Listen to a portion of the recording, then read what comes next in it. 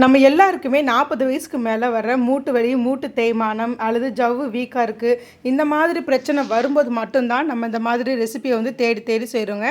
அது மாதிரி இல்லாமல் வந்த பிறகு நம்ம மருத்துவம் செய்கிறத விட வருமன் காப்பது நலம்ன்ற மாதிரி மாதத்தில் ஒரு வாட்டியாவது சின்னவங்கலேருந்து பெரியவங்க வரைக்கும் கண்டிப்பாக இந்த ரெசிபியை செஞ்சு கொடுங்க. இந்த குழம்பு பண்ணி சாப்பிடும்போது இந்த குழம்புல இருக்கிற கொலஜன் போன்ற நிறைய சத்துக்கள் நம்ம மூட்டு வலியிலேருந்து நம்மளை பாதுகாக்குது. ஆட்டுக்கால் குழம்பு தாங்க இன்றைக்கி பார்க்க போகிறோம். எப்படி செய்யலான்னு பார்த்துடலாமா? ஆட்டுக்கால் இந்த மாதிரி அவங்களே நல்ல முடியெல்லாமே நல்லா தேய்ச்சி சுத்தமாக நல்லா க்ளீன் பண்ணி அழகாக வெட்டி கொடுத்துட்டாங்க. இருந்தாலுமே நம்ம என்ன பண்ணணும்னா கத்தி வச்சு கொஞ்சம் மேலே அந்த கருப்பாக இருக்குது பார்த்திங்களா, இது எல்லாத்தையுமே நல்லா இந்த மாதிரி லேசாக சுரண்டுனாலே உங்களுக்கு வந்துடும். ஃபுல்லாத்தையுமே நல்லா கம்ப்ளீட்டாக சுரண்டிடுங்க. அப்படி இல்லைன்னா உங்களுக்கு குழம்பு கொஞ்சம் புகைச்சல் வாசனை அடிச்சிடும். அதனால் நல்லா சுத்தமாக இந்த மாதிரி எல்லாத்தையுமே க்ளீன் பண்ணிவிட்டு நல்லா 4-5 தண்ணி ஊற்றி அலசி எடுத்துக்கோங்க. இப்போ குழம்பு செய்ய ஆரம்பிச்சிடலாம்.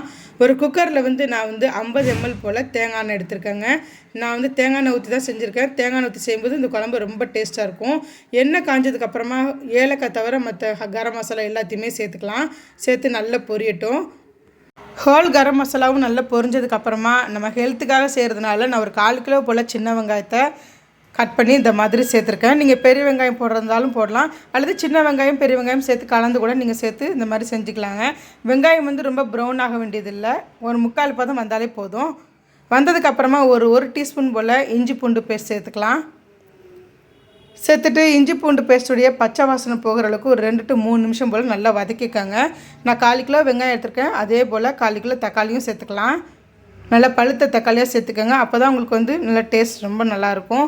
இப்போ தக்காளி நல்லா கொலைய வேகிற அளவுக்கு நல்லா மசிச்சு விட்டு வேக விடுங்க. ஒரு 5 நிமிஷத்துக்குலாம் வதங்கிருச்சு. இப்போ பார்த்திங்கன்னா 1 டீஸ்பூன் போல் மஞ்சள் தூள் சேர்த்துக்கலாம். 2 டீஸ்பூன் போல் வீட்டில் அரைச்ச வெறும் மிளகாத்தூள் நான் சேர்த்துருக்கேங்க. அது கூடவே 2 டீஸ்பூன் போல் தனியாத்தூளும் சேர்த்துக்கலாம். இது கூட பார்த்திங்கன்னா 2 டீஸ்பூன் போல் குழம்பு மிளகாய்த்தூள், 1 டீஸ்பூன் போல் ஆச்சி மட்டன் மசாலா தாங்க சேர்த்துருக்கேன். இது கூடவே கொஞ்சம் உப்பும் சேர்த்துக்கலாம். சேர்த்துட்டு பச்சை வாசனை போகிற அளவுக்கு நல்லா வதக்கி எடுத்துக்கோங்க. நான் கொஞ்சம் சோம்பை வெறும் வாணலியில் போட்டு வறுத்து பவுடர் பண்ணி வச்சுருக்கிறேன். அதிலேருந்து ஒரு டீஸ்பூன் போல் சேர்த்துக்கலாம். இப்போ அடுப்பை நல்ல மீடியம் ஃப்ளேமில் வச்சுக்கோங்க.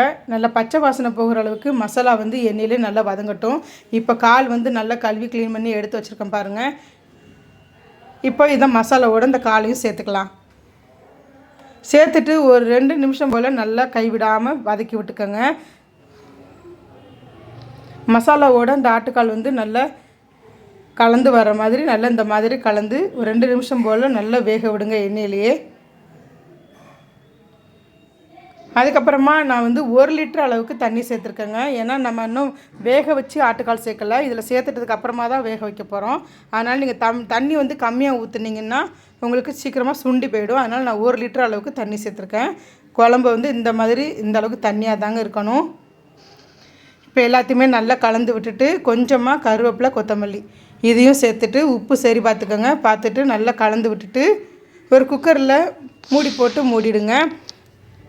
ஃபுல் ஃப்ளேமில் வச்சு ஒரு 5 விசில் விடுங்க. அதுக்கப்புறம் மீடியமுக்கும் லோவுக்கும் நடுவில் வச்சு ஒரு 5 விசில் விட்டுடுங்க. கால் உங்களுக்கு நல்லா வெந்து வந்துடும். ஸ்டீம் எல்லாம் அடங்கினதுக்கு அப்புறமா ஓப்பன் பண்ணி பாருங்கள்.